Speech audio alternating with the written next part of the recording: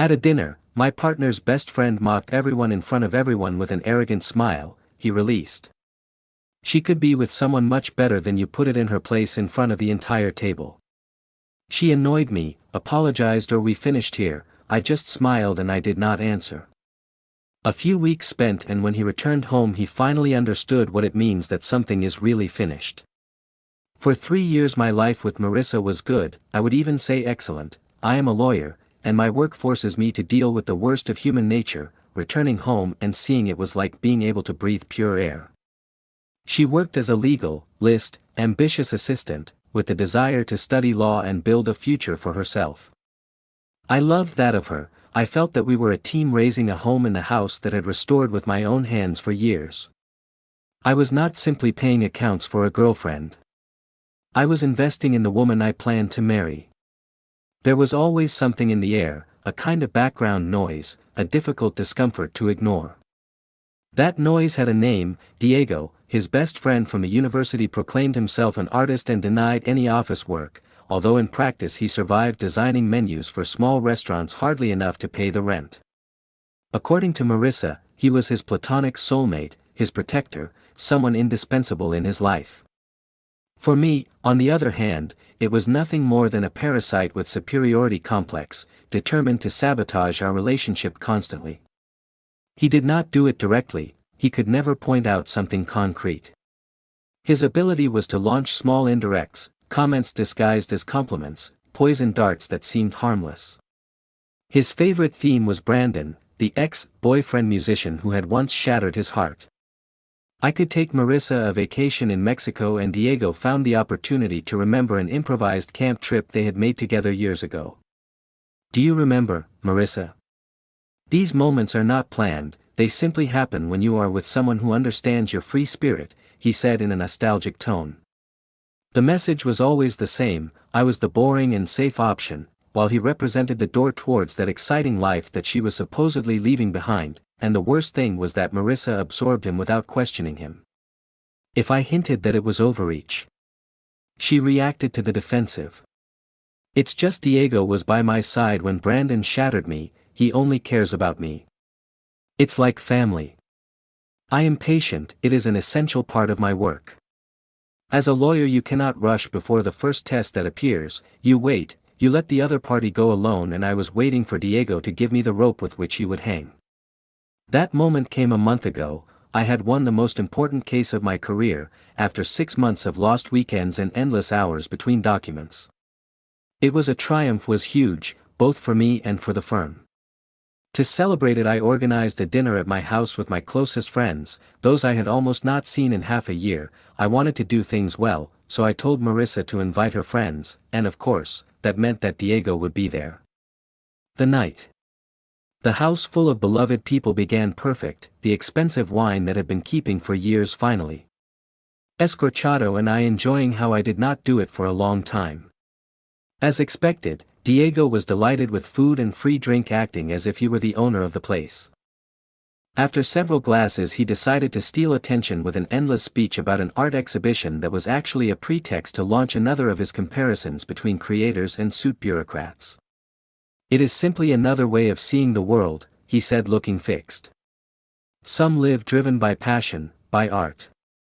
Others prefer the practical. While I took my wine slowly, my friends looked at him with expressions that spoke for themselves.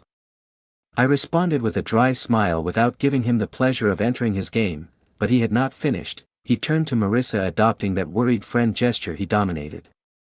I just hope you are happy. Marissa released in a voice full of false concern, I say, Ethan is a good stable man. Responsible, reliable. He pronounced the reliable word as if it were an insult.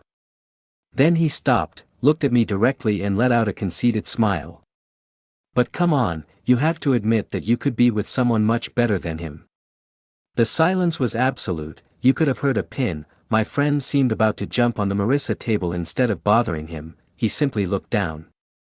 The embarrassed dish because I had set up a scene. At that moment everything fit me. The lawyer's patience disappeared. What was left was the man who had just humiliated in his own home in front of his friends for someone who was nothing more than a parasite, taking advantage of our hospitality, I left the cutlery calmly among those of the hands on the table and fixed my eyes in Diego. The mask of the cordial host had disappeared. The prosecutor had just placed himself in front of the lectern. When I looked directly, that is a fairly daring statement, Diego said with a serene tone. Although my voice had an edge that made it clear that I was not playing, I am interested in hearing your reasoning. I leaned forward. Tell me, according to your opinion, how is that best man for Marissa you are talking about?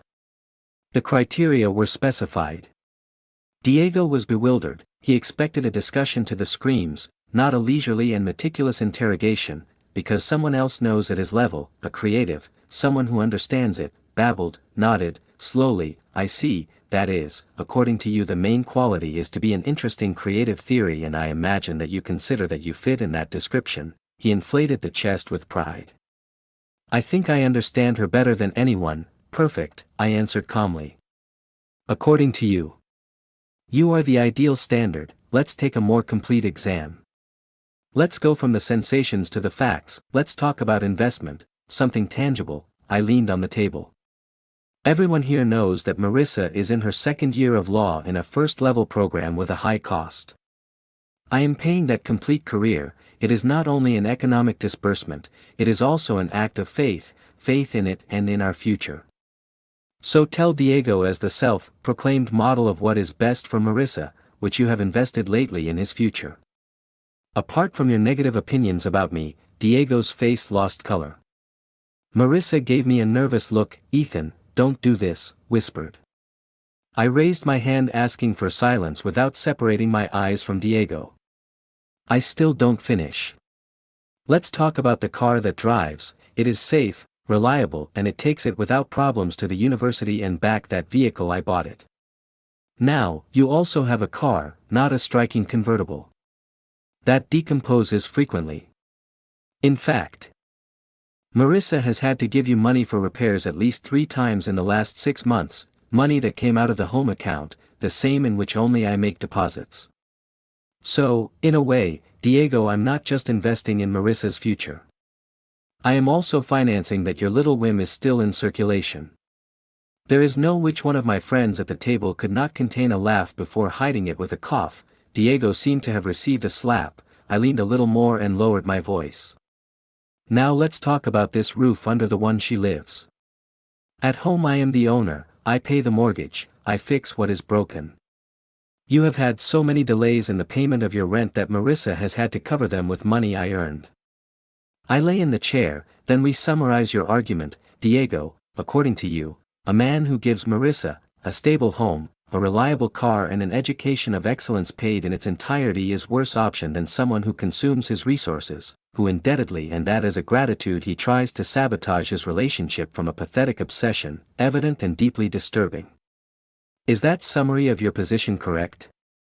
The silence filled the room. The allegation was a broken witness in full judgment. His lips moved, but no word came out. All my friends looked at him with open contempt. Then I directed my attention to Marissa. His face was a whirlwind of emotions, but what emerged with more force was not relief or gratitude, but pure fury. He rose suddenly, the chair dragging with a crash on the ground. His body trembled. I can't believe what you just did. He snapped with anger. You humiliated him in front of everyone. He humbled himself. Marissa responded, tired.